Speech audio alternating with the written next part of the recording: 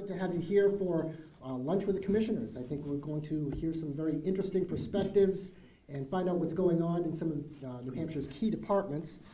Before we get started, I'd like to recognize Unitil, who is our sponsor for today's event. They're terrific corporate citizens, and we're very, very grateful for their generous support of this event. And joining us with Unitil today is Carol Valianti, Carlton Simpson, and someone who's no stranger, past board chair, Gary Miller. And I'm going to invite Gary to come up and say hello on behalf of Unitil.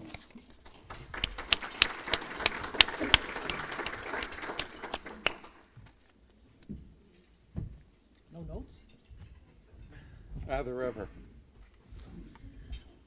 By the way, Brianna's got the video stick that we're going to be doing the presentation, so we'll be all set.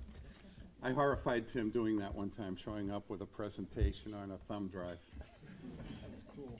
It was a very anxious moment, but it was a good result. Welcome. Thanks all for taking time out of your busy schedules to join us.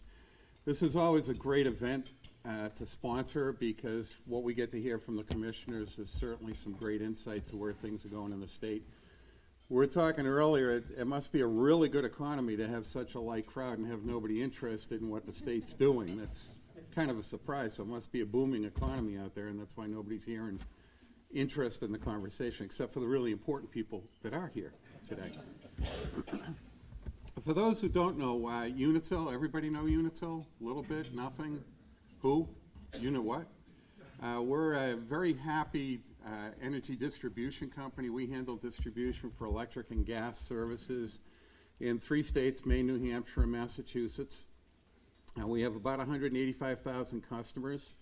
I have the privilege, and there's one other of me, not quite, he's a little shorter, and it's a Mutt and Jeff team, but the two of us are tasked with initiating and developing relationships with our larger customers and with all the municipalities. The company's focused on building relationships. It starts with our customer service center and grows from there. We're all about relationships. Everything is the focus on what's to the benefit of the customer. When you go to our website, it's about the journey that you have through our website to get there. It's all about you folks. So if you ever have questions, concerns, suggestions about things we can do, we're here to listen, and we're small enough that we can react, but big enough we have some resources to make things happen. Carol and Carlton, Carol's our VP of Communications, and Carlton's our Director of Government Relations. They're here because they want to build those relationships, and for the 20 years I've been with the company, that's what it's all about. Great company to work for. We trade on the New York Stock Exchange, UTL. Great stock to look at, by the way. Very active. Well, you got to get the plug in, right? Well done. I'm not going into the quotes, though, Tyler. We're going to leave that aside. It's been a blast to be there. It's been a blast being a part of the chamber and the relationships that open up in the community because of that. I'd encourage you to get as engaged in the chamber as your schedule allows.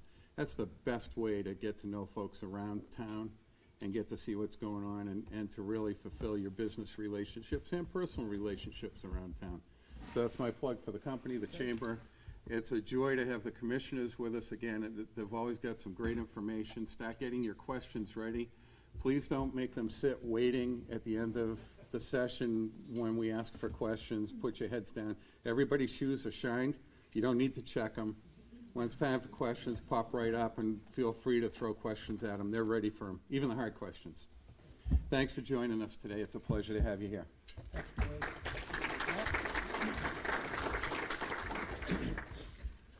I have a whole list of various events that are coming up at the chamber. I'm not going to go through those with you, but we are very heavily programmed this for the next couple of months at the chamber, and if you're interested in learning more about that, please go to our website. The one thing I will mention is that we did reschedule the State of the State with Governor Sununu. That will take place on April the 3rd, and that is at 11:30 at the Caponi Conference Center. The way we'll run today's program, we'll ask each commissioner to come up and take up to 10 minutes to discuss what's going on within their particular departments. They will take a seat at the table afterwards, and then after all 4 commissioners have made their presentations, we'll just take some Q&A from the floor. So be thinking of some questions that you might want to ask. First up, I'm going to invite Commissioner Taylor Caswell. He is Commissioner of the New Hampshire Department of Business and Economic Affairs. He was appointed to the role by Governor Chris Sununu, and he serves as the Chief Economic Advisor to the Governor and oversees the state divisions of economic development, travel, and tourism development. In this role, Commissioner Caswell has defined the narrative of the New Hampshire as a place where people want to live and work and where companies can grow and thrive in the state's unique tax and opportunity climate. Mr. Caswell's experience in the private sector includes structuring and funding renewable power and affordable housing development, financial services, and government relations work for a Fortune 500 company. Prior to joining the BEA, he was the executive director of the New Hampshire Community Development Finance Authority and served as the New England Regional Administrator for the U.S. Housing and Urban Development, a White House level appointment. So please welcome Commissioner Taylor Caswell.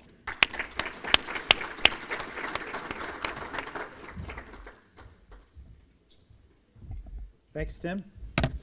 And as Jim Doremus knows, mountain biker. Good to see everybody here today. Thanks for being here. I hope to enlighten you on a couple of things. Maybe first off is, as Gary said, yes, the economy is doing exceptionally well right now in New Hampshire.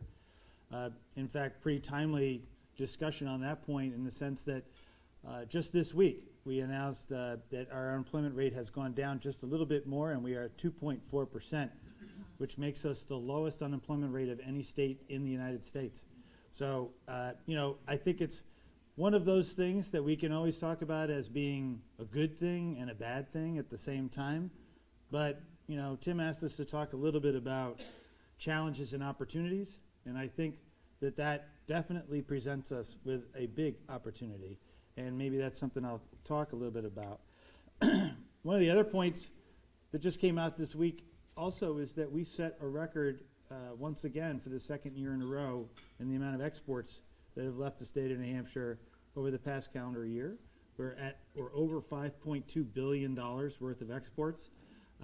Over the course of the last 2 years, we've seen that number increase by almost 30%. So that, to me, indicates a healthy economy. Despite the sort of interpretation of those unemployment numbers as being a drag on the economy in terms of workforce, we continue to see a lot of strength in the underlying numbers, and there's lots of different ways that you can look at that. But getting back to the unemployment thing, I think one of the things that I talk a lot about when we talk about that low unemployment number, first of all, we're tied with Iowa, by the way, for lowest unemployment, and I think Hawaii slipped up a point, or a tenth of a point, to 2.5%. But I never really counted them because they're an island. It's not really a fair comparison. You can't leave, right? I mean, it's like I got a job in Vermont. It's like you can't go anywhere. But here in New Hampshire, when we look at those numbers and we look at workforce and we talk to employers around the state, there's a very different story than just the unemployment number. There's the fact that we live in a very small, confined space here in New England. And we have a very regional workforce, a very transient workforce. We have a workforce that can get from A to B because of Commissioner Sheehan's fine work at the Department of Transportation.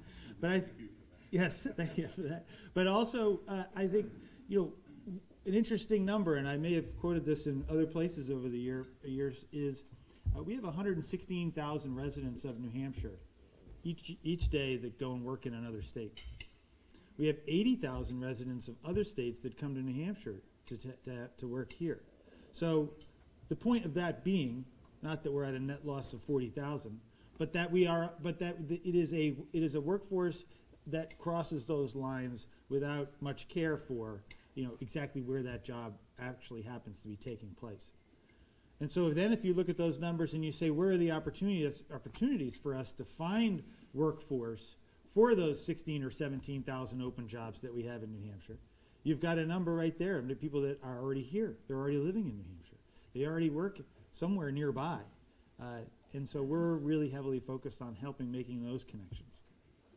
There's another increasing story that we're seeing developing across the state in certain communities, particularly outside of this sort of central, southern New Hampshire, seacoast area, which is what I started calling homecomers.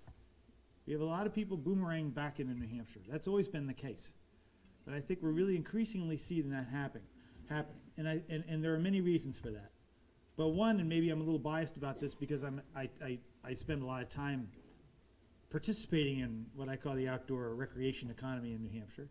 But I do think that that is a very, very important component of what we offer as a state, about what we offer as a compelling combination of assets. We have a really red-hot economy. We have really good jobs. We have a location on the East Coast. But in addition to that, we have access to a stunning number of outdoor activities. And no matter who you ask, and we've done survey after survey after survey, what are the number one reasons why you come here? Person from away, person who lives here, HR executive. What is it that drives you here? Why do you want to be here? Number one every time is access to the outdoors, access to natural resources, access to that outdoor economy. And so it needs to become part of the narrative. It needs to become part of what we offer as a state, and we're working very hard to do that. In fact, right now, across the street in the legislature, they're debating a piece of legislation that would establish the Office of Outdoor Recreation and Industrial Development in New Hampshire. And it's not just going to be just to sort of promote more about the trails, to talk more about how great ATVing and snowmobiling or mountain biking or kayaking or boating or whatever it might be. It's taking those assets and turning them into something that we can definitively integrate into our economic development strategies.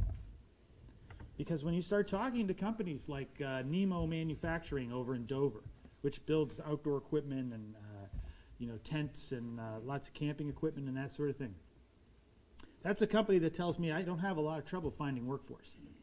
Because the type of people that we need to be working at this location are just the type of people who want to live in New Hampshire. And so we need more of this. There are other states that have looked at this opportunity, found ways to make those connections, and it's increasingly a strategy for us, I think, as a delineator between us and other states. Vermont has some good outdoor recreation, but they don't have much of an economy. I love Vermont. I don't mean to cut out Vermont. But their economy pales in comparison to ours. Our net migration numbers are increasing. We're seeing more people coming to New Hampshire than leaving over the last 2 years. I attribute a lot of that to this. We're seeing that those numbers, those net migration numbers that we're seeing coming in New Hampshire, those are in the key demographics of 25 to 44. It's not just Nielsen that wants those people watching. It's New Hampshire that wants those people here. So there is a good story underlying some of the numbers that we see out there, and that I see great hope in continuing to grow those sorts of numbers. Some of the other areas that I might mention in terms of opportunities and challenges, I know Commissioner Sheehan will probably talk a little about infrastructure. That's always something that comes up, always something that we are watching, always something we're concerned with, making sure that we can move people around, have the right resources in place, be able to work with our employer community to make those expansions happen. Another one under infrastructure is air service. That's one where we see there's great potential at Manchester Airport. I mean, a number of us remembered many years ago we had a lot of flights flying out of Manchester. There are dynamics within the air service industry that make absolutely no sense to normal economic theory. And, supply, demand, cost, all those things doesn't seem to apply in that industry. But we're working with the new airport director, Ted Kitchens, who comes to us from George W. Bush Airport in Houston, where he was the director. He knows these airlines, he knows the low-cost carriers, he knows a lot of the higher carriers, and we're working with them to identify what is the workforce in New Hampshire that needs to be able to use that airport. How can we pull some business out of Logan and start giving opportunities for people to fly more commercial routes out of Manchester? Another one I put under infrastructure is not so much the physical infrastructure of roads and airports and whatever else. It's also the infrastructure of organizations like the Chamber and the infrastructure of the organizations like regional development corporations, regional planning commissions. These are all part of our economic infrastructure in New Hampshire. And they've been around for a long time, and they do really good things. And how can we find ways to be able to provide some collaboration, some deeper collaboration across those areas? You know, it's a really small state, but you have people saying, you know, geez, you know, I might have to locate my business in Keene. Like, it's like 30, 40 miles from here. For a lot of people, that's just a really an odd component of our regional existence. And I've lived in New Hampshire almost all my life, so I totally get it. I grew up in the North Country. We don't want anyone coming north of Franconia Notch. Or Concord for some people. It's like, yeah, just cut the line right there. But no, seriously, I think it is important for us to look at the opportunities and all the things that we have in the state as part of the full package. I mean, if you haven't been up to the extreme North Country, up into Coos County, up into Gorham, where I'm going tonight, or Lancaster, or Whitefield, or Colebrook, there's some really cool stuff happening up there, and it is a majestic part of this state. We should be so proud that that is part of what we offer as a state. And if you live here and you haven't been up there in a while, you should go. It is beautiful, especially over the next, well, get through mud season. But, you know, as we get into spring and summer, just remind yourself of how awesome it is to live here. And there's so much that you can do, whether you know, take some friends and go mountain biking in the North Country or whatever it is you want to do. I really think that it's important for us all to remember that this is part of the entire picture, the narrative, what we sell, what we offer as a state. And so every opportunity I get, I like to go back up there. The last thing I'm going to mention is sort of an interesting dynamic that I see developing in New Hampshire's economy. It sort of came to me a couple of weeks ago when we were over at the office and we were doing some sector analysis. And we were talking about the Army project in Manchester, the Advanced Regenerative Manufacturing Institute. If you haven't heard of that, I basically can boil it down to they're trying to figure out a way to 3D print kidneys for people and literally revolutionize not just technology, but the healthcare industry, yada, yada. Really big deal. And somebody's saying, well, is that a manufacturing entity? Is it a biotech? Is it a life science? Is it a healthcare? What is it? And so that became a further conversation of the typical sort of lines between industries that are blurring, all due to what's coming, the digital revolution, the technical revolution, the lines between between manufacturing and technology. You know, we don't see a whole huge number of really large component manufacturers coming to New Hampshire, but we see a lot of tech companies coming to New Hampshire and setting up, you know, new electronic systems or software or whatever it is, but they're building things. Those are manufacturing companies. Army is a manufacturer. They're building these things, but it's a technology company. Energy is the same way, right? Energy is quickly becoming a technology as much as it is a source of energy. The technology of efficiency, the technology of energy storage, technology of renewable generation. There are lines blurring everywhere, and we seem to do pretty well in the blur. So I think it's maybe not a strategy, but it's an observation that we have this great opportunity across the board, all the things that I'm talking about here. There are challenges that go with all of that. But living in the blur, taking advantage of everything that we have here in New Hampshire, it is something that we spend a lot of time thinking about and working on. And we look forward to continuing to partner with groups like the Chamber and other organizations across the state to collaborate and talk about what makes New Hampshire great. So thank you for having me.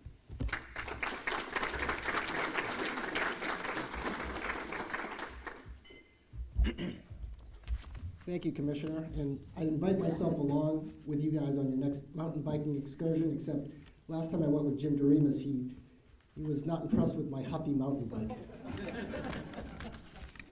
Outdoor industry. Exactly. Our next speaker is Commissioner Robert Scott from Environmental Services. Commissioner Scott was sworn in as New Hampshire DES Commissioner in 2017. He previously served as Commissioner of the New Hampshire Public Utilities Commission, and before that, Commissioner Scott worked for New Hampshire DES for a total of 17 years in the Air Resources Department.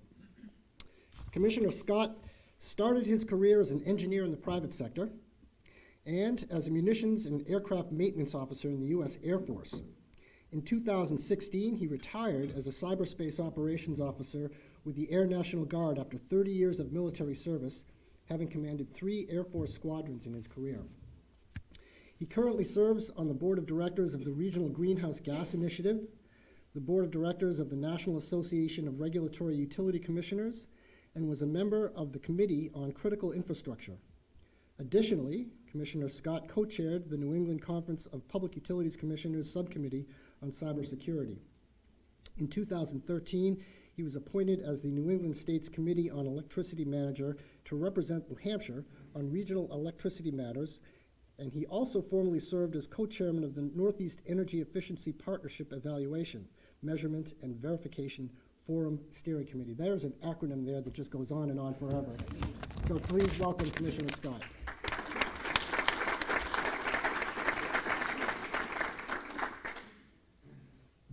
Thank you. I fear my talk is going to be shorter than my intro here.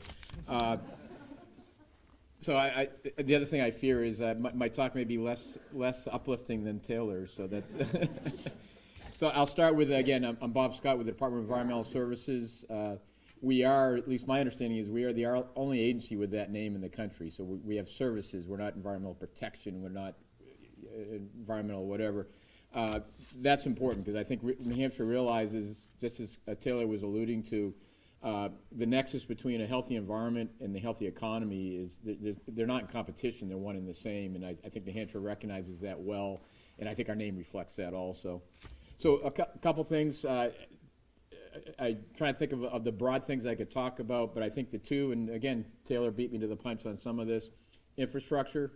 And the other thing, which is going to be less uplifting, is emerging contaminants. So drinking water contamination is in the top. It's something we deal a lot with, and will have great impacts, I think, on all the municipalities, as does infrastructure. So for infrastructure, to give you some broad outlines, the estimates over the next 10 years, when we look at, when I talk infrastructure, I'm really talking for the most part drinking water and clean water, which is sewer, how do we deal with stormwater, how we deal with our wastewater treatment, that type of thing.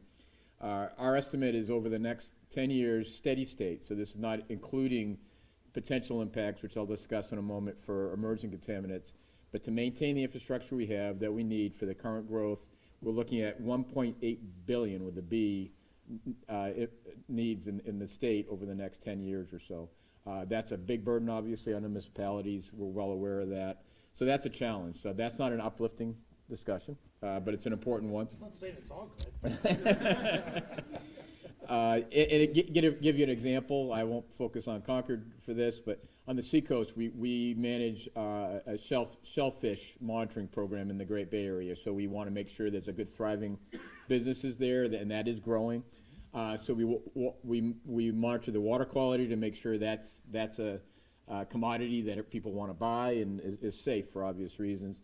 In the past year, we've had to close those shellfish beds 4 times because of force mains. So people's municipalities, their sewer lines have broken and caused us to have to, they basically polluted the bay, and we've short-term, thankfully, and we've had to close the fishing beds. So I'm not taking pot shots at those municipalities, but it's indicative of the need for repair of a lot of this infrastructure. So that's just reality that we're dealing with, and I use that as an example. So the good news, I have good news, see? Not just Taylor, see, I have good news too. So we do have a fair, luckily we have, it doesn't match the $1.8 billion, but we do have our state revolving loan fund, which we get from the feds.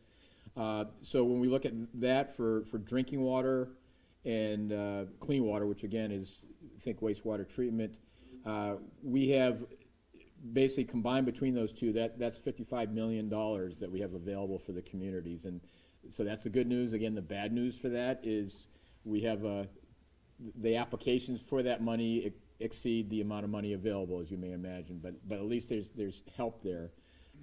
Probably the other area which is new, and for me coming into this job, I'm used to problems without money, and we actually had a new source of money to throw at a problem. For drinking water, through our efforts, the state's efforts over the past more than 10 years, for MTBE, which was a oxygenate for gasoline, the state spent 10 years in litigation, actually won that litigation, and those funds, particularly for a court settlement with ExxonMobil, went to a trust fund. So legislature in their wisdom, they took their small amount for the rainy day fund, but then they set the rest aside to be able to be used for clean water infrastructure and clean water protection. So that's developed into the Drinking Water Groundwater Trust Fund. So that's an asset for the state.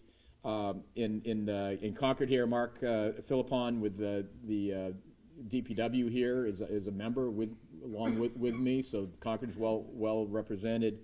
But that allows projects to be done in the state. So far, since November of 2017, the 19-person Trust Fund Commission has allocated over $92 million for infrastructure throughout the state. So that's been a successful program. That's a combination of loans and grants, and our hope is to kind of, obviously the loans pay back into that, and we can do more. So that's something I encourage all the municipalities, but Concord also, to look at moving forward. We do an annual process where we look at applications, but also, what's hopefully, and this never happens, but say Concord has some new emerging problem with their drinking water, we have a process where you can come immediately to the trust fund and make an application rather than wait to the yearly thing. So we're trying to be fairly reactive in a positive way on that. And then on top of that, at the legislature, for state aid grant, which is a program that's kind of stopped and started over the years, that's a program by which the state will reimburse municipalities up to 20% towards the projects they've already done for wastewater treatment. And that's being discussed right now in the legislature. There's a bill on both the House and the Senate to do the same thing. So that's some good news. Now I'm going to move to maybe more of the bad news. So emerging contaminants, perfluorinated compounds, PFCs, PFAS. We're spending a lot of time on that. We work a lot with Commissioner Myers' staff at Public Health. That's become a very large issue for us. So what is that? So these are a family of compounds, over 3,000 compounds that are really everywhere in our environment right now. So if you think of anything that resists water, anything that resists grease, hamburger wrappers, pizza boxes, Gore-Tex jackets, Scotch Guard, all those consumer products have these components in it. Firefighting foam is a major contributor to this type of contamination, as well as some industrial processes. So these are contaminants that are measured in the parts per trillion. When I first started hearing about that, I thought my head was going to explode. So if you tried 10 years ago to measure for these things, the technology would have said there's non-detect, there's none there, because the technology wasn't that good. So the good news is we have, by and large, a cleaner environment, and that's good news. To the extent it's bad news is, as science is progressing, we're finding more things in our environment, and we're finding that those things actually do have a health impact. So for these type of components, we're finding that. Some people are aware of St. Gobain and to the south of us. We've had the emissions from the stack from that company. We have an area of impact over 64 square miles, which has caused groundwater contamination. The company's been very good. They've funded water connections, so if your well was contaminated, now you're on city water, and that was a good thing in that respect. But it gives you an idea of the scope of that work. So with that, there's a lot of ramifications coming. So the legislature directed us last year for the department to set drinking water standards. And we're in the middle of rulemaking for that right now. To be very blunt, this has been a very emotional issue for many of the legislators and the people involved. When you have somebody's children is tested, their blood levels tested, and they have these in their blood, we don't know what it means yet, but it becomes a very emotional issue. So we've been put in a difficult position. We're saying, well, let us follow the science. Let's wait for the science. Try to tell that to a mother whose infant has this in their blood. That's not a very uplifting, again, not a good news story. They don't want to hear that. They want to hear, what are you going to do about it now? So we're in that balance right now with the legislature. They've had last year and this year bills to, rather than have us follow the science and do that type of regulatory work, they just want to set the standard and go with that. We've resisted that, and that's where we are this year. We're on the cusp of issuing maximum contaminant levels for these compounds as directed for drinking water. So that's coming out soon to a theater near you. Next step in that legislation is they directed us to set surface water standards, which has not been done before either, and that will have an impact, even greater impact on all municipalities. So I will pick on, don't know this will be the case, but it's a likely scenario, We're in Concord, and I look at the Hall Street wastewater treatment facility. So my understanding is right now, the wastewater treatment facility receives on annual, they take about 5 million gallons of leachate from landfills. That's part of it. It's a good revenue source, makes a lot of sense. The leachate needs to be treated. Problem with that, potentially, as we're looking at this, is I mentioned all those consumer products, your pizza boxes, your wrappers, and all that. That all ended up in a landfill. So the leachate, the water that passes through that landfill, now picks up the PFAS. As we go to a world where we're setting standards, you ask me, there's a cost now. So is the wastewater treatment facility going to want to take water that has this in it, or are they going to say no, thank you? So we end up in this world where, okay, I have leachate from my wastewater, my landfill. What do I do with it? That's a concern for us. Similarly, I'll pick on Hall Street again. Again, a problem probably coming soon here to Concord is the biosolids. So historically, and the department still endorses this, is the biosolids are a good use of fertilizer. Spread it. There's a good use of this residual material from your wastewater treatment facilities. Now we're finding evidence that those biosolids have high levels of PFAS. What do we do about that? We don't want to spread this contamination around. We don't want to cause more problems. I think this all adds up to more costs for the municipalities. So that's something we're looking at also. We're working with EPA and then the congressional delegation about are there funding sources? Can we set up a low-interest loan program? That's coming soon too, and those are discussions I'll be having with the legislature also. So other than that, I'll be happy to answer any questions when we get to our panel here. So, thank you.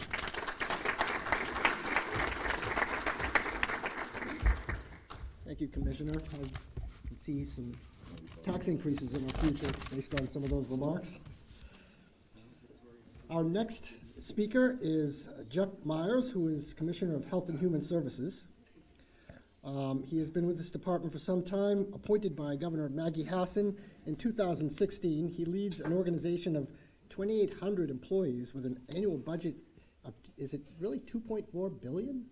It's gone up, and I'll talk. Okay. Not just that. We went to double check that. It's like, wow. Yeah. And that, obviously, that includes Medicaid, human services, public health, behavioral health, long-term care and disability services, child welfare, and juvenile services. As commissioner, he has led a reorganization effort of the department to achieve integration programs of funding streams in order to better serve New Hampshire citizens. Over the course of his career, Commissioner Myers has served in a number of public and private sector positions, including as chief legal counsel to New Hampshire Governor John Lynch, legal counsel to New Hampshire State Senate, Assistant Attorney General of the State of New Hampshire, and Associate and Secretary of Kissinger Associates, Inc. in New York City. He's a graduate of George Washington University and Georgetown University Law School. So please welcome Commissioner Myers. Thank you. Thank you very much for being here. It's a pleasure to be back. I think this is the third time now I've had the honor of being here. And I was going to tell Taylor and all of you that the economy's been so good since the last time I was here, my budget's gone up $400 million, which is true.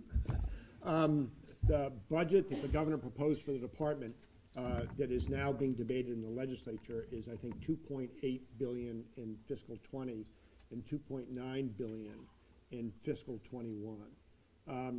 And I think that reflects some of the challenges that I'm going to talk about today that our department deals with in it, and it really reflects the commitment, I think, by the governor and the legislature and the department to work together with the people of New Hampshire to try to address a lot of very pressing issues that touch everything from, as Bob Scott was talking about, the quality of our water and contamination, which is in my department as well, in terms of safeguarding public health, to child protection in the Medicaid program, mental health services, and so forth. We've got about 3,000 employees. If there's one thing I probably could have used a little bit more experience in before becoming commissioner is human resource issues.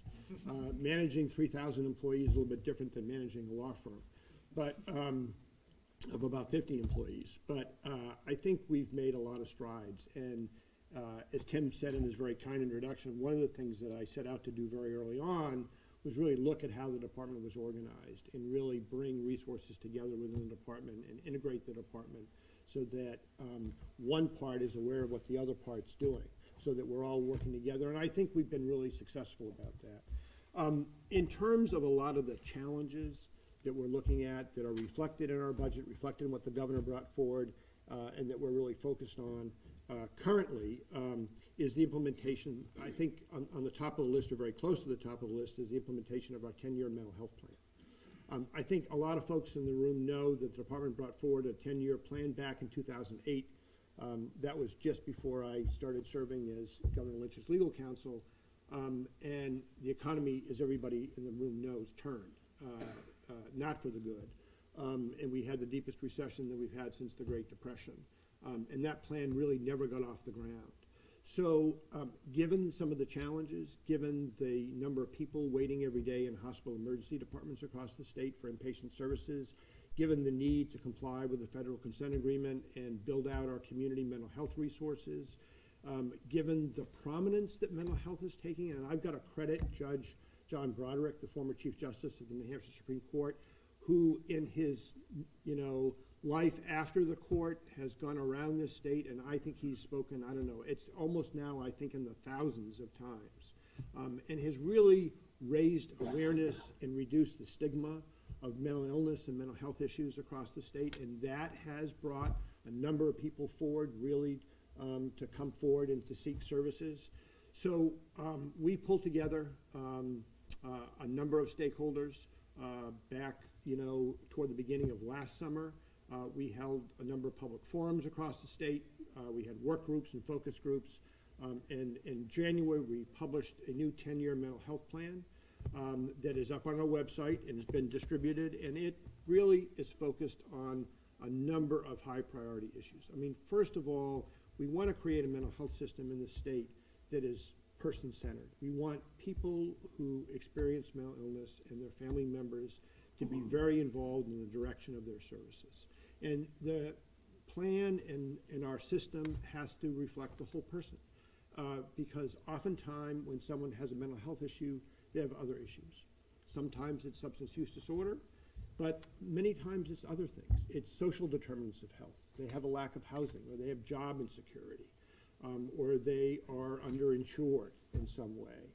So we're really trying to focus and ensure that the system that we build addresses a whole range of problems and really represents the continuum of care, from inpatient services and outpatient services and step up and step down. When someone comes out of New Hampshire Hospital, a lot of those folks don't have a place to go. And we can't we don't discharge them to the street. We never do that, which has been one of the challenges that we've had in terms of discharging patients from New Hampshire Hospital. So we have to invest and build a more robust network of transitional housing and, frankly, permanent housing for those folks. And that's something that is reflected in the governor's budget, has been reflected in the work that the department has been doing.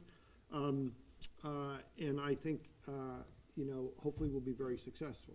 So among the things that the governor and the department have brought forward now in this budget is to build really 2 new facilities in the state of New Hampshire. One facility would be a forensic facility that we are proposing to locate in Concord. I know that's going to be a discussion with the city, and I respect that. It will be a 60-bed facility that will be able to address the needs of discharging forensic patients from New Hampshire Hospital. So those are patients who are at New Hampshire Hospital because they have been adjudicated by the court system as not guilty by reason of insanity or incompetent to stand trial, and other justice-involved folks. So they would go into that new facility, and as the governor has promised, both in his inaugural and in his budget address, he really wants to solve the state psychiatric unit issue at the Department of Corrections and take out individuals who are civilly committed, who need psychiatric treatment, and to put them in this new forensic facility in New Hampshire. And then we also run a very small designated receiving facility up in Laconia on the grounds of the old Laconia State School that has 6 beds in it. It's individuals who are often suffer from developmental disabilities and mental illness and other conditions and have committed very serious crimes. So we want to really consolidate and treat and work with this population in this new facility. If we do that, then we'll open up about 30 beds in New Hampshire Hospital that will reduce very significantly the individuals waiting in hospital emergency departments today. Secondly, we want to move the kids out of New Hampshire Hospital. There's 24 rooms. You can't double up kids in a room. You can't put a 10-year-old with a 12-year-old or a 15-year-old. It doesn't work. And you have to have gender separation as well, as I'm sure you all understand. And that wing of New Hampshire Hospital, the so-called Philbrook wing, was never really designed to treat kids. The kids were in the Philbrook Center on the other side of the Hugh Gallen State Office Park. That space really, we grew out of that space. There was a decision made a bunch of years ago to move the kids into the hospital. So we removed a number of beds. In fact, we removed about 25 beds. And that has contributed to the fact that people are waiting at hospital emergency departments as well. So we're working, there's a couple of real good options. We'll have more to say about that publicly very soon. But there is a space that we are focusing on that would be a really great space to move the kids into in the southern part of the state. And that would open up the possibility of putting in 48 new beds at New Hampshire Hospital. So between 48 new beds by moving the kids and about 30 beds repurposing because we're moving the forensic population out of the hospital, it's a game changer. It's going to eliminate the wait list of people who are today, as we sit here at Concord Hospital and every hospital around the state waiting for inpatient admission. And it's really one of the highest priorities that the governor is focused on, that I focused on, and others as well. And I think the legislature is focusing on as well. There are additional resources in the governor's budget for transitional housing beds, 40 new transitional housing beds across the state, money to increase reimbursement for hospitals to stand up community designated receiving facility beds, so people don't have to come to New Hampshire Hospital. They can be treated for a period of time in a community bed. We're looking at a variety of other services as well to build out community resources. We've got an RFP issued for a new assertive community treatment team, an ACT team in the community to be able to handle a lot of folks in the community. There is money that's being brought forward in the budget for either a new mobile crisis team in the state or a stationary behavioral health treatment crisis center. There's one that we awarded to Riverbend here in Concord just a couple of months ago. It's already up and running. It's already diverting a number of people away from hospital emergency departments. I want to mention, I think, 3 more things quickly so that I leave time for my colleague and for questions. The opioid crisis, it's another issue we have obviously focused on. We've drawn down, or will be drawing down fully, $45 million in state opioid response monies from the federal government that was awarded to New Hampshire a number of weeks ago. You know, up until this last award, all we got for substance use disorder treatment in the state from the federal government was about $6.5 million a year. And then we experienced an opioid crisis where we had 480, 490 people lose their lives to overdose. And so we've responded in a very significant way to that crisis. We've drawn down this money. We're getting about $22.9 million a year. Out of that, we've taken about $10 million and stood up each year to fund the hub and spoke model in the state, so the doorway program.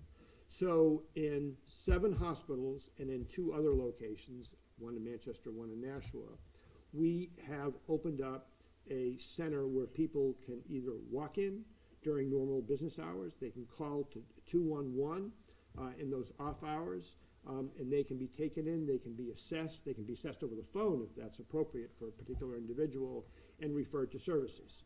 So Concord Hospital, LRGH in Laconia, Littleton Regional Hospital, AVH up in Berlin, Wentworth Douglas over on the Seacoast, Granite Pathways in Manchester and Nashua. So far, so this program's now been up and running for 60 days. We've served over 600 people. I mean, that will just give you a sense of the response to this program. And, you know, it's gonna take some time to keep building it out. It's gonna need future support. The federal grant we got is only 2 years. I find it hard to believe that any administration in Washington would turn their back on New Hampshire or other states that are experiencing the crisis in the way that we are, so that after that initial grant runs out. I know our congressional delegation is focused on it. Governor met with Secretary Azar a couple weeks ago at the National Governors Association and talked to him about the continuation of funding. I obviously interact with folks on my level at Center for Medicaid and Medicare Services and HHS as well. So we're working hard to ensure that those programs and services remain funded in an appropriate way. I want to put a plug in for 2 things right now, because I'm speaking to an audience of people that employs folks who are employers and are involved in the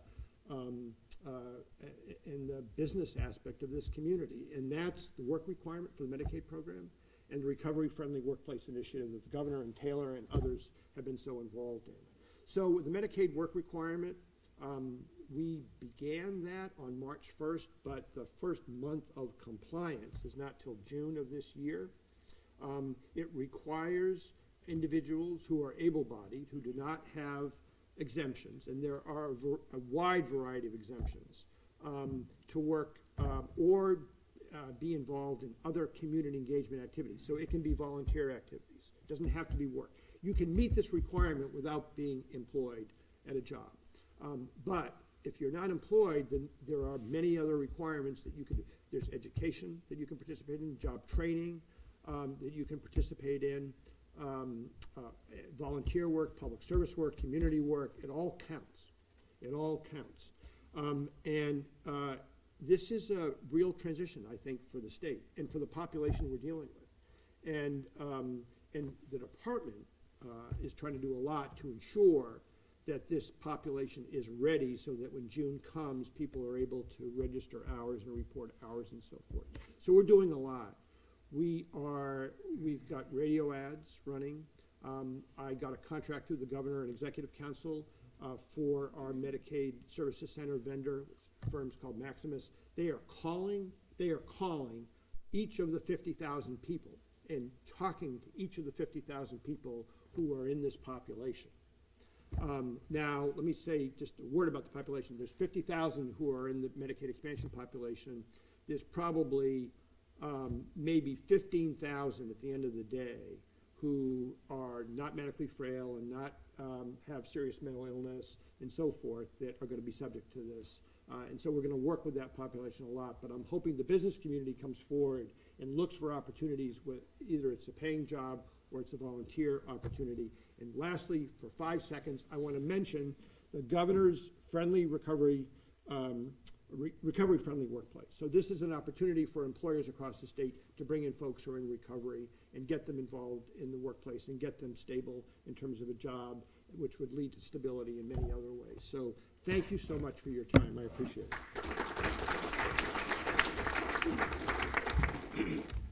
Thank you, Commissioner. Our final speaker is Victoria Sheehan from Department of Transportation. Commissioner Sheehan became commissioner in 2015, oversees a $650 million state agency with over 1,600 employees dedicated to providing safe and efficient transportation systems. Ms. Sheehan brings both transportation engineering and management experience in projects and programs to her role as commissioner. In her years as a dedicated public employee, she has worked as a resident engineer in bridge maintenance and as a project manager, and a record of delivering contracts on time and on budget. She has extensive experience in asset and performance management. Commissioner Sheehan is originally from Ireland and has a master's degree in structural engineering and architecture from the University of Edinburgh. In her free time, she also serves as the chair of the board of directors for Camp Wanakee in Meredith, New Hampshire. She lives in Nashua, New Hampshire with her husband, John. Welcome, Commissioner.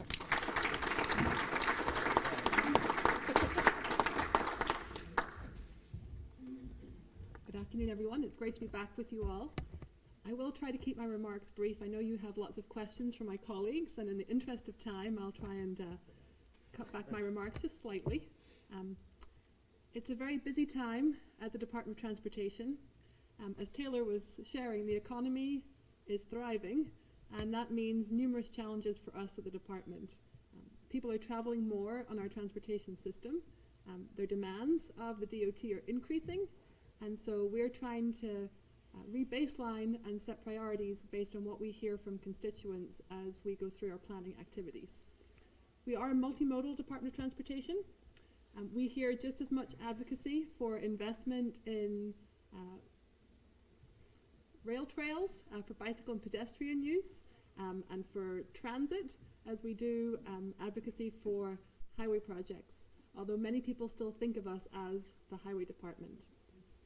We are very fortunate in New Hampshire that we do have a 10-year planning process that helps us set the priorities for the Department of Transportation. But in an effort to try and set realistic expectations as to what we can achieve with our current funding, that plan has very much become our priorities, given our available funding, and not necessarily a way of articulating all of our transportation needs. And that's one of the things that we're hoping to change as we work with the regional planning commissions in particular. People often ask me, how much should we be spending on transportation? And that is a question that I can't always answer. And so one of my asks from you as a chamber is to help partner with us so we understand what the transportation needs are going to be into the future. And one of the projects that's been in the headlines a lot recently is our expansion of I-93 and the widening between Bow and Concord. This is a particularly important project for the department because it does impact our economy. We do have folks traveling more on the system, and particularly those weekend visitors coming up from neighboring states to enjoy what New Hampshire has to offer. They do not want to sit in traffic. The traffic volumes in Massachusetts are increasing. The time for them to get from their office just to the state line is significant, and so we want to make sure that people can travel freely through our state and enjoy every area of New Hampshire. As Taylor was saying, that the mountains and the vistas that you can experience up there are beautiful. And while we have remarkable lakes and a beautiful seacoast and other destinations that might be closer, we as DOT want to make sure that you have good access to every corner of our state.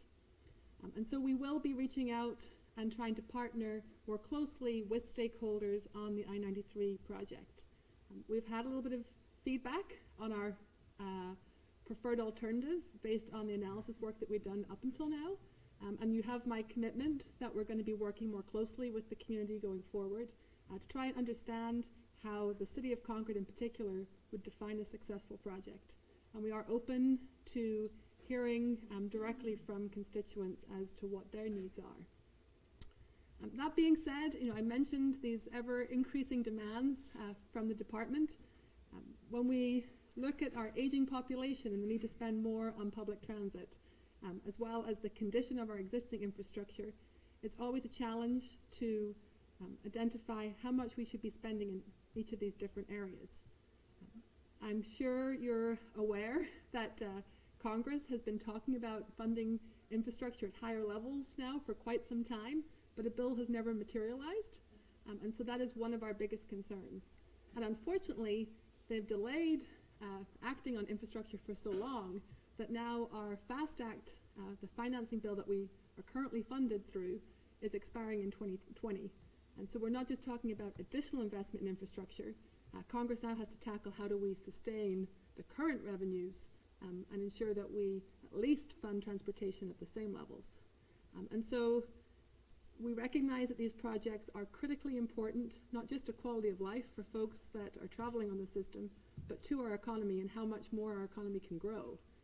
We want to make the best possible investments to support the work of all of our other agencies and the goals for a healthy and successful New Hampshire, but we can't do that without the funding and the sustainable revenue streams.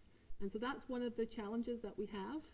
As much as people like to talk about projects and how can we come up with designs that will help us be successful, we'll also need the advocacy at the funding level if we are going to find the resources to be able to deliver projects that will truly meet your expectations. The numbers are pretty staggering. At the moment, they're talking about just a 13-cent gas tax increase at the federal level to maintain current levels of funding. Now, that's why they're discussing whether or not gas tax is the appropriate way to pay for transportation in the future. They're discussing tracking vehicle miles traveled and other things around user fees. So these are important times because obviously as a state that relies heavily on the federal dollar, we really want to make sure that we are able to have predictable and sustainable revenues going forward. And so while we do meet with our delegation and we try to advocate, it may be that we as DOT are coming to you in the future, not just to talk about projects, but to ask for your thoughts and feedback on different ways to pay for transportation so that we can inform those conversations that are happening down in Washington, D.C. But it's not just in Washington. Our own legislature grapples with the same things. At the end of the day, people are driving more fuel-efficient vehicles, and so our revenues have been declining, but the economy is great and people are traveling more. And so long-term, we do need to tackle how we fund our transportation infrastructure. And like I said, my concern is that we won't be able to make those prudent investments that will actually support our economy going forward. So in light of time, I'll pause there, but I'm happy to take your questions.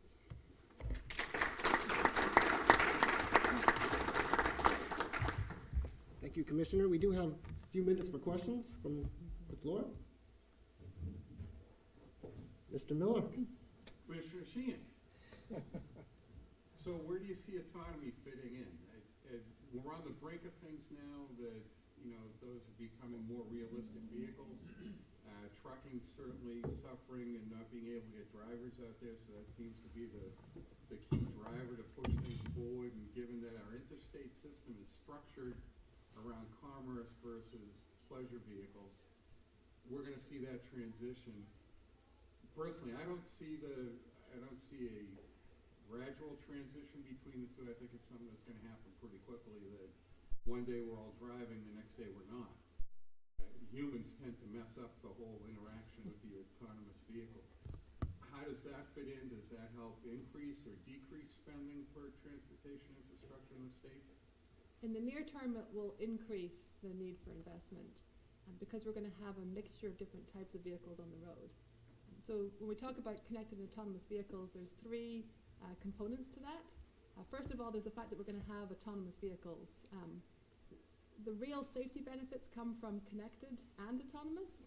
And so having the infrastructure on our highways that allows us to communicate with those vehicles will be the only way for us to successfully address all the safety concerns. So we will need to invest. But most of the connected autonomous vehicles are also electric vehicles. And so building out electric charging infrastructure will be necessary to support that new technology. And then ultimately, we believe that folks will move towards more of the car share model. You probably won't own your own connected autonomous vehicle. You're going to own a share in a vehicle. But that will take time to catch on. And so in the near term, we expect a significant increase in congestion, especially in more urban areas, because you're going to have a lot of these vehicles making one-way trips, and the headways won't be favorable. We're already seeing that with Uber and Lyft. A lot more vehicles. If you go to Kenmore Square, for example, in Boston for a Red Sox game, there's a lot more traffic because people think it's more convenient to jump in an Uber and get to the game than ride public transit at times. So the near term, there will be challenges. Long term, our hope is that it will bring down our costs significantly. Fully connected autonomous vehicles, potentially we don't need to worry about line striping and signage and communicating to a driver because the vehicle will operate in a different way. We're also hoping we'll have more throughput on our highways because vehicles can travel at closer spacing. We can have more individuals in a vehicle for longer trips. And certainly for trucks and freight movement, there's a lot of efficiencies. But it will take us at least 20 to 30 years to get there. And that all depends on how quickly the technology becomes mainstream. And the last piece is a social justice issue to a degree because it's usually those at the lower end of the spectrum that can't afford to replace vehicles. And so we need to make sure that we are treating everybody fairly when it comes to access and use of the system. Brett. This is a kind of common question directed to Commissioner Caswell related to your remarks about the benefits of the outdoor recreation in terms of economic benefits. And just as an Concord, you know, from a quality of life standpoint, pretty much has what everybody else in the country wants. We've got, I think, 3,000 acres of protected open space with a lot of great hiking trails. We've got mountain biking trails. We've got in Concord 2 free community-operated Nordic ski areas and so forth. And could you just talk about how the chamber and the city should think about those amenities as economic development, let's say, drivers or opportunities? Absolutely. What you're describing is really exactly what is important to, increasingly anyway, from what we're seeing in terms of recruiting of workforce. And, you know, the connection there is pretty obvious to the employers in the Concord area. And not just immediately in Concord, but in the greater Concord area in central New Hampshire. The more that there is an ability to have people have these opportunities to do and participate how they want is extremely appealing to exactly the demographic that we need, which is that, you know, I'll put it the 25 to 44 age group, where they have families or maybe they're coming back, wherever it is. To be able to have that plus a good job is something that is very hard to find in an urban setting, and increasingly unique on the East Coast. I mean, I think in a lot of ways in that regard, increasingly with the younger generations, they're looking at opportunities to have that lifestyle. There are various areas in the country that you can achieve that. You can look to the Rocky Mountain area, to Colorado or Wyoming or Montana, Nevada, that sort of thing. But there are in those in a lot of those areas extremely not terribly affordable for somebody who's either straight out of college. So I think that's in large part, big part of the reason why we're seeing growth in towns like Littleton and growth in towns increasingly like Gorham, where you are seeing younger populations being able to put those pieces together and to choose the type of lifestyle that they want to have and be able to either start a business or take a job there. And so when you start thinking about the potential policy implications of combining those two pieces into a tangible workforce recruitment strategy, it starts to make a lot of sense. And it starts to really provide a delineating, as I keep saying, aspect to our economy and to what we offer as a state versus any other state on the East Coast. So that answer your question? Susan? This is a question for Commissioner Sheehan. As you acknowledge that there's been a lot of press recently about the environmental plan and I guess my question is this: when your colleagues presented to us last month, at least I understood that this plan was ready to go. Governor and Council would probably go to Governor and Council this spring. And I hear you saying we want to work with the single family now. So is there time? I think there's a little bit of confusion because of the role of the Executive Council on these projects. So we're not going to Executive Council to advance a construction contract. The Executive Councilors serve as a special commission that help us review projects and come up with the appropriate layout. And so we're in the preliminary design phase. We want to reach consensus around the preferred alternative so we can move to final design. And so the whole reason we have a public process at this stage is to make sure that we have the right design before we move forward. And so that's the role of the council at this time, is to help us vet that particular design.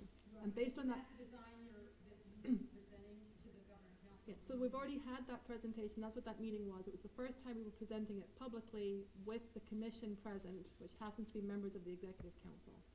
Based on that feedback, we're now going to go back and reevaluate, because there wasn't full consensus and support. That is how the process works. And there will be a series of additional meetings. We've already been meeting with the city, and we're trying to have the mayor's office help us establish, a group of stakeholders who we could work more closely with. On a project of this magnitude, we have a lot of conflict points, and so Based on feedback, we move in one direction, but then that might have some unintended consequences. And so when we then present that solution, those impacts are not acceptable, and so we have to go back. And ultimately, we'll have to compromise in some areas, but we want to make sure that the project, like I said, meets the department's needs, helps us support our economy and get people through the state as effectively and efficiently as possible. But this project is right in the heart of our state capital, and so we need to hear more about what a successful project would look like in the eyes of the city and the business community and the residents. And so that's what we'll be doing. Oh yes, just to give you a sense of timing, this project probably won't go to construction until 2026 at the earliest. It actually might be even later than that because of increasing costs in some of our other projects. And this project isn't even fully funded in our 10-year plan. And we still have to work through the next 10-year plan update to identify additional dollars to be able to advance the base concept that we had come up with. While it is programmed in 2024 in our 10-year plan, the first phase is moving forward with the bridges on 393. Those are in poor condition and need to be done first. And it does appear that we have consensus on the look and feel of exit 15, so we're hoping we'll be able to move forward with that work as planned. Exit 14 is really what needs more conversation, and there is plenty of time before we'll be going to construction. Thank you. We have, Steve, one more question. I wish we had more time for Q&A. Just following up, Commissioner, I'm on that committee for the city. I appreciate the fact you came to the last meeting because I think the upper management of your department finally was hearing that perhaps what you weren't hearing from the consultant about that route. And so we appreciate that. As I understand it, the preferred option won't come before the special commission for a vote. You're going to go step back rather than bring that one to a vote now. Correct. And one other question related to that, I think everybody does agree on 15, and I know Bo's got its own issues. 12, you've rebuilt the bridge, vested interest there, but the roundabouts, which 10 years ago when they were proposed, everybody in Concord hated them. Now that we have them working well in Concord, there seems to be acceptance of them. Is there any reason to think that that isn't sort of a pretty broad consensus on those? Given some of the public feedback on the project as a whole, we're going to go back and look at every interchange just to make sure that we're on the same page. We don't expect significant changes at exit 12, but to be sure, before we would come before the commission with a final choice, we will go back and look at every interchange. Can't understand. Thank you. We appreciate that very much, Commissioner. I would love to continue the Q&A. I've got a bunch myself, but I promised folks we'd have you out by 1 o'clock, and it is now almost 10 past. So thank you, Commissioners, so much for being here. Thank you all for your patience and for hanging out for the Q&A. And we will see you April 3rd for the State of the State.